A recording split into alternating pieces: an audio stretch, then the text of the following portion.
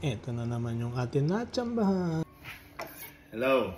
Ngayon magluluto tayo ng ginger pork na manipis lang yung hiwa. Ito siya. Pork.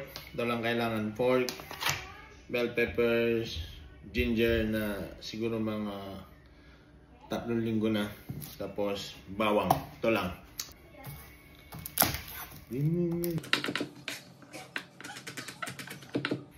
Ano naman yung ginger. Mas madaming luya. Ito, ito paggiwa niyan.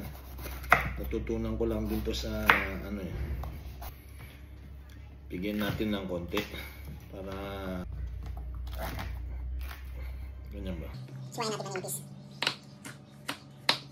Kailangan natin ng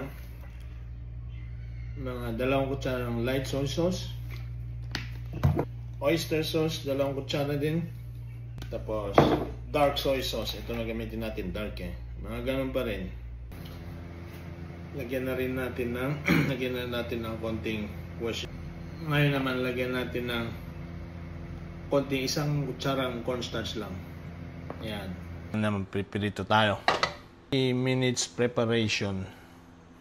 20 minutes na cooking time yung preparation. Mga Mainit na. Bawang. Siguro mga after 10 seconds pwede na ilagay yung luya. Pwede na ilagay yung luya. And then, isunod na rin agad to. Ituloy lang natin hanggang sa mag-iba yung kulay.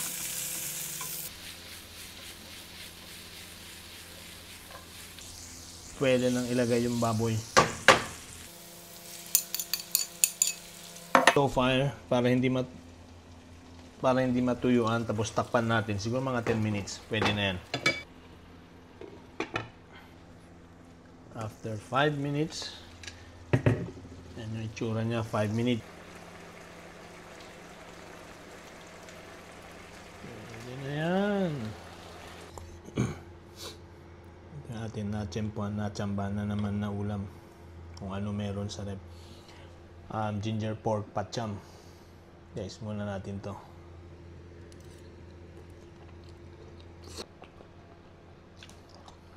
Goods. Luwa nyo. Kaya, kainin ko muna to. Bahala na kayo.